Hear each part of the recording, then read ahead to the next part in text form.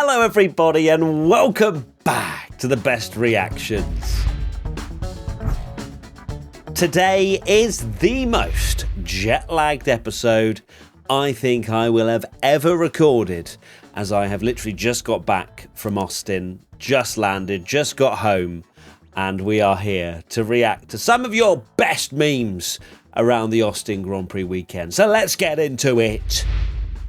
P10, the Michael Gray, Leclerc on used softs, Charles Leclerc wide load in Austin.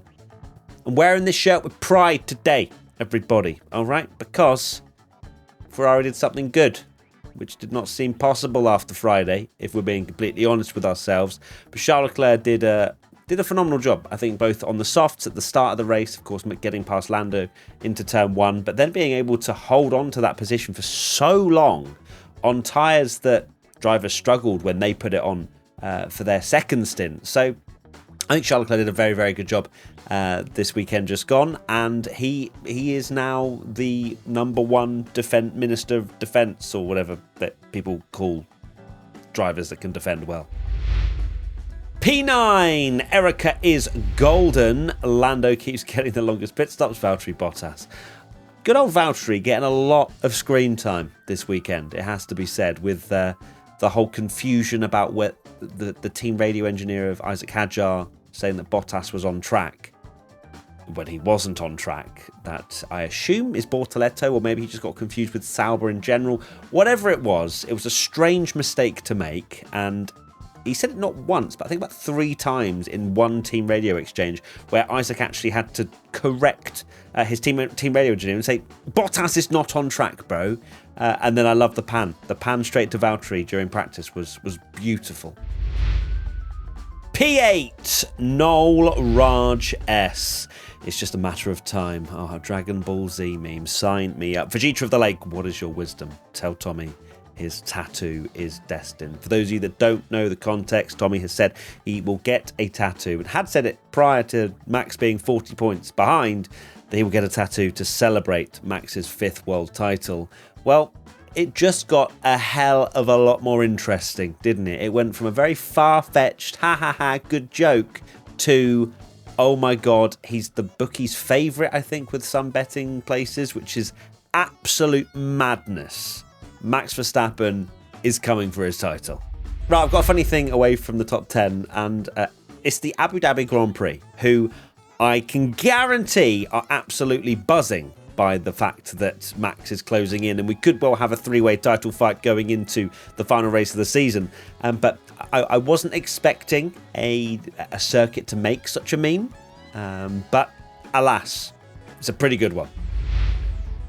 P7, turn to page 394, Ferrari strategy this race. And look at it, it's not the clown meme, they are Chads, they are just top of their game.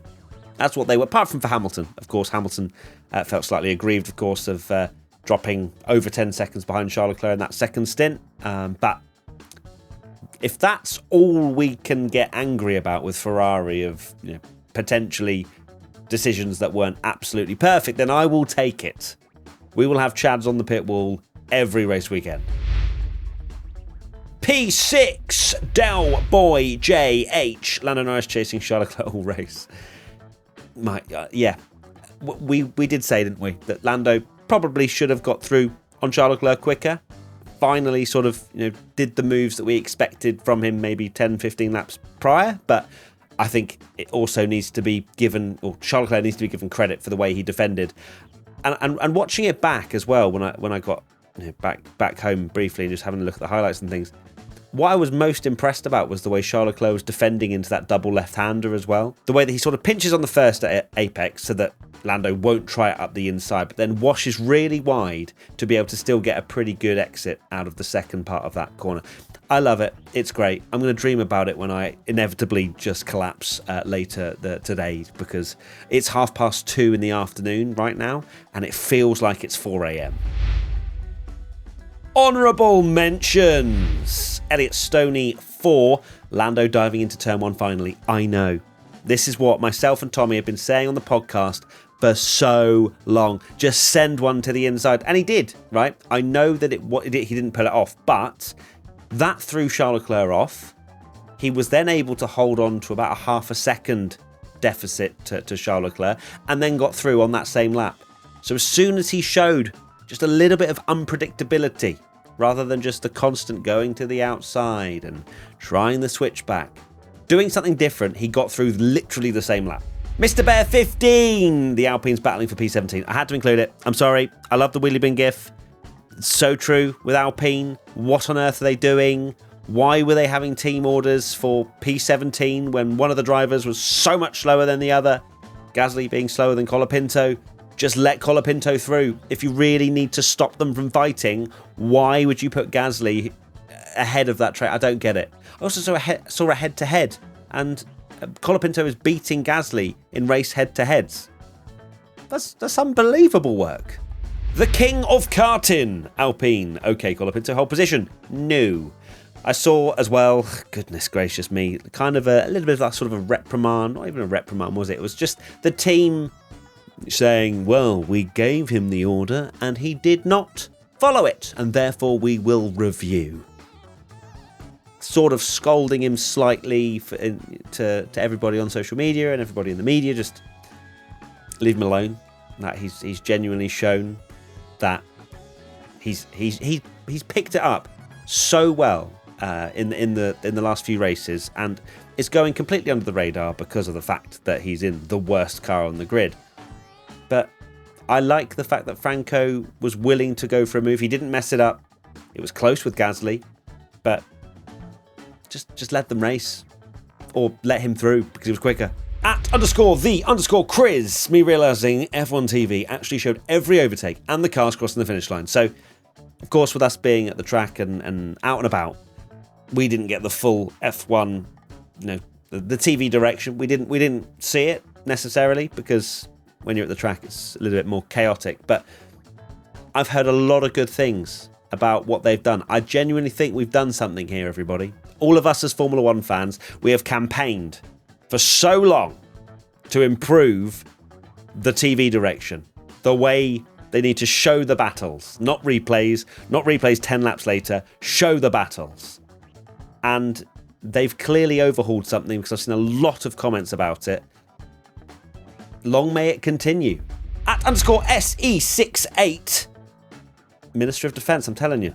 Charles Leclerc is now Sergio Perez, which I think on the face of it, if it was just that meme and you didn't know what race it was from, you might think that that was actually a bad thing. Of course, Perez lost the seat of Red Bull, struggled a lot in that second seat, but this is a positive meme. And Charles Leclerc has now become the Perez 2021 Abu Dhabi version. So I'll take it. KM Bell_XO, FIA handing out track warnings for black and white flags. They were making it rain. I can't believe Lando was holding on to potentially getting a penalty from very early in the race. He was doing a handbrake turn, I think the F1 commentary said, with Alex Jakes, when he was basically trying not to extend one more time and pick up a 5-second penalty. But yeah, that's what you get, right? As soon as you go to a track where the gravel traps and the strips of gravel aren't straight off the racing line, you're going to have drivers get this, and they will take liberties. P5 XH26 comes in with this race snoozy. I don't know why this made me laugh. Maybe it's because I'm just on my last legs right now and need to sleep for 48 hours. The race wasn't the best. I think it's fair to say. There was a battle for P2, which was great to watch. You had obviously the TV direction showing everything that was actually happening out on track, which gives us a better picture of whether or not a race is bad or not. But I guess with Max out in front, I don't mind. Look, I know for COTA standards, maybe it wasn't up to the standards we expect, but the narrative of the championship fight will carry all of these stinkers if we do have more. P4 JK Shet's tattoo. Wow, there's actually someone with tattoo in their username. Tommy, listen up. Charles Leclerc for 3/4 of the race. I don't even. You know that if you've watched this series for a while, you'll know that I enjoy the poor photoshops more than maybe even the good ones. So this is interesting, but it's true. Charles Leclerc genuinely helped Max which I don't think he helped Max to win. I think Max was going to win anyway, but he helped him to have an easier Sunday drive for sure. Did you also see as well Helmut Marko saying things about the fact that there's another upgrade and they've got more things up their sleeve coming? Max is winning it all, isn't he? He's winning every race between now and the end of the season. It's controversial opinion time. It's jet lag Matt and Tommy time. I've already been complaining, Tommy, about the entire episode of feeling horrendously tired. But we've got a controversial opinion, and this is what you've brought to the table. It comes from Victor Renders. Lando currently is the favourite for the World Drivers' Championship. Ooh, I'll take it away, shall I? It's a great controversial opinion because it seems to be controversial, and I don't really understand why it's controversial. He's not being spoken about really at all, which you can understand because there's obviously a lot of hype around Max Verstappen at the moment and this amazing comeback that he's doing. He's also seemingly, it seems, with like the bookmakers' third favourite. And yet, for me, Lando is on good form. I know he's not won in a while, but he's consistently picking up points. He's beating Oscar consistently in the race, and he's got a much, much, much smaller deficit. And this is something we said in the race pod, that Max Verstappen has to be absolutely perfect. In a weird way, Lando can afford to have maybe like one race or two where he finishes behind Oscar. Max can't. So Lando does have a really, really good opportunity. And I would agree. I think in my head, I'm seeing him as the favourite, although it's very, very, very close. It is very close indeed. I think that it's hard to pick a favourite. I think the points are so... like they're spread so well that it's got a three-way fight with 0 points between them all in Abu Dhabi written all over it. Just the way it is right now, it's crazy because you've got Max Verstappen, who is currently winning almost everything apart from Singapore in the last 5 or however many it was. And then you've got Lando, who, I agree, is being slept on a little bit. He's 14 points off the championship lead.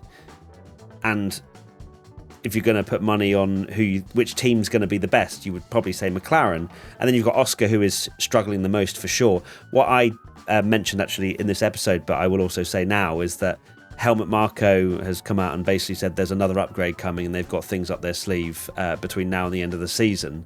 So that's it. Max is scrap scrap all of this. Max might actually seal the championship in Qatar. Can you imagine after all this? And the point of like the most ridiculous comeback ever, and then he somehow wins it early. That would just be the ultimate Max thing. That would just cement him as the greatest of all time, like no questions asked. Big facts. I'm gonna let you take that jet lag opinion. Off you go. P3, Mr. Bear 15, track limits for Norris, absolute cinema. The way that they just tell on each other never gets old. The fact that they are coming out of a corner and then immediately looking in their rearview mirror to see whether the car behind is extended. That's the kind of stuff I love. All right, keep it up. We want more of that. We want telling on the teachers sort of style. It is cinema. P2, and just missing out on some P1 merch, is Noms6. Easiest job in the world. Obviously, we've seen this template before, but this one I quite enjoyed. McLaren strategist, make data-driven decisions or ask the driver. I know it's quite clear that they have a sort of structure in place that they will consult the driver pretty much with any decision they're going to make. But it does sound weird, doesn't it? When you compare it to other team radios, although, in fairness, lower teams don't get the same amount of limelight. But it does feel like it's a very extensive team radio each time to find out what the driver wants to do. And they're going pretty quick out on track, you know. Just, I don't know why it entertains me so much, but it does. Because I don't think they go with the data-driven decisions because they're scared of going the other way and their driver not being happy. P1, and winning some P1 merch, hashtag P1 if you want to get involved next time, is from Angry X. TV direction being good, catching overtakes, picture-in-picture and race, 2 picture-in-picture and racing. Now that is new, all right? They've clearly rolled out a feature that they weren't willing to share with us before, right? I think that you have the whole F1 TV package that you can get where you get additional onboards and things like that. There's clearly been a decision made where they've gone, we have to show the action on track. That is the bare minimum for people that are paying to watch a race. So this is, I had to go with number one for this because we're all very happy about the TV direction. The meme is great as well. And yeah, I can't wait to never see a replay again because I've seen it all live.